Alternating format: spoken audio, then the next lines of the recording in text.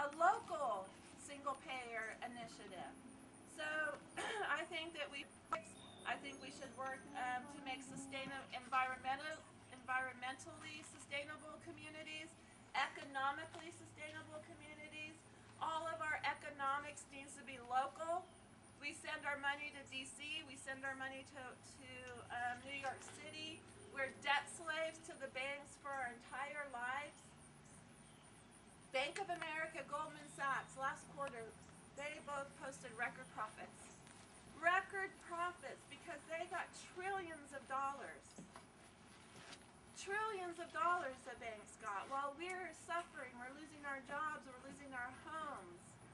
But still we participate in their systems to get them rich. So that's what Myth America isn't in a nutshell. It's I can't tell you the entire booklet. It's a 100-page booklet. It's a PDF file. And I have order forms here if you want to order it. It's $10. You put your name and your email, and I'll email you the PDF file. I am going in August. I'm going to have the whole month of August off. I've been working really hard, well, forever. Since forever, I've been working really hard, but I've been out on this tour since the beginning of April, and I realized with my little internet booklet, I just basically put my toe in the water. And I need to just dive in and expand the book. I've learned so much what local communities are doing to be healthy, to remove themselves from the robber class systems.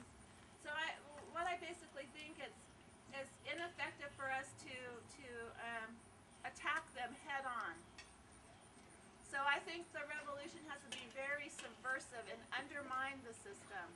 Undermine it that way with the power that we have. They have the money, they have the media, they have the power, but what power we have is our numbers. And we don't realize that power.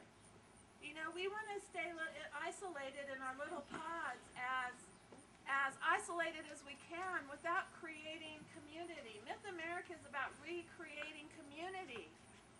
So we're not in our little pods, so we realize our power.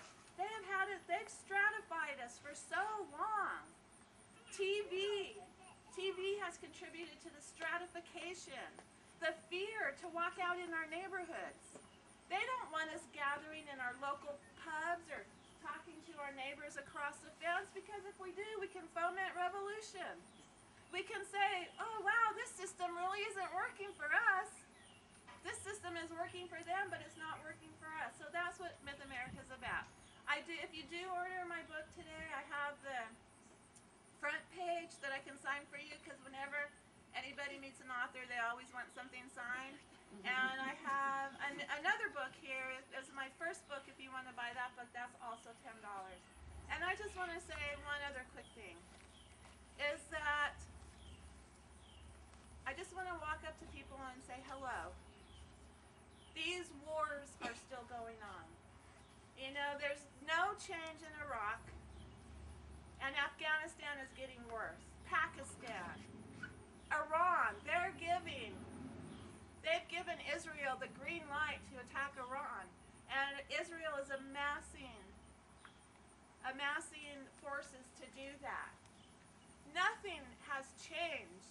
January 20th, 2009, we were promised change. Nothing has changed. In fact, things have gotten, well, they've changed, but not for the better.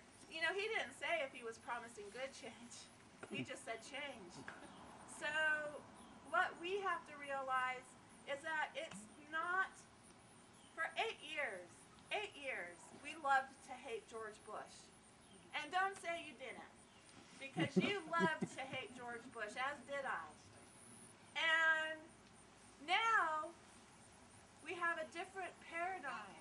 Some people are blinded by their love for Obama. And what we have to realize, it's not about George Bush, it's not about Obama, it's not about Democrats, it's not about Republicans, it's about the system. The system is what the thing that has the power. And until we realize that, unless our actions are to make true systemic changes, nothing is ever going to change in this country. So it's not the time to relax, it's the time to be invigorated. So we have a lot of things coming up within these next few months. We have the G20 protests in Pittsburgh. I think the G20 they're meeting from the 24th to 25th and 26th of September. You know, they're not meeting to figure out how they can make the rest of us rich, right? They're not meeting to help the robbed class. They're meeting to decide how they can reinforce global capitalism at the expense of us, for sure. Then in the week of October 5th, 8th, October 5th in D.C., October 17th everywhere. We're doing some protests because that's the anniversary of the invasion of Afghanistan, and we cannot let the system define that as a good war. It's not a good war. It's a bad war. All wars are bad, but we're gonna let. I love this quote. I forget who it was. War is when you let the state tell you who's the enemy. Revolution is when you decide that for yourself. Now, we cannot let them decide that the people of Afghanistan and the people of Pakistan and the people of Iran, and I'm just waiting for the media to start telling us that Osama bin Laden is hiding in North Korea.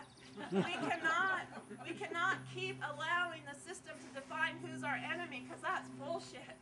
They're not. Oh, sorry, Wes. Sorry, kids. Oops. Aunt Cindy has a potty mouth. She just apologized. We cannot keep allowing the system to define who our enemies are, because they're not our enemies. They're our brothers and sisters. We've allowed the American corporate military-industrial system to do that since this country was formed. But we have to make the break.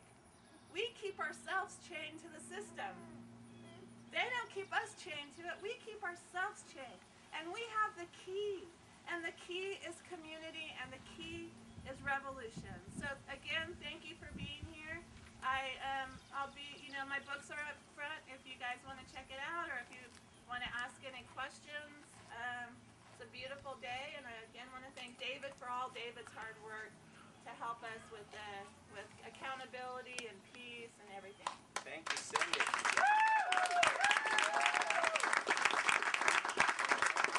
I want a few more people to come up here just for 2 minutes and say something quick, and then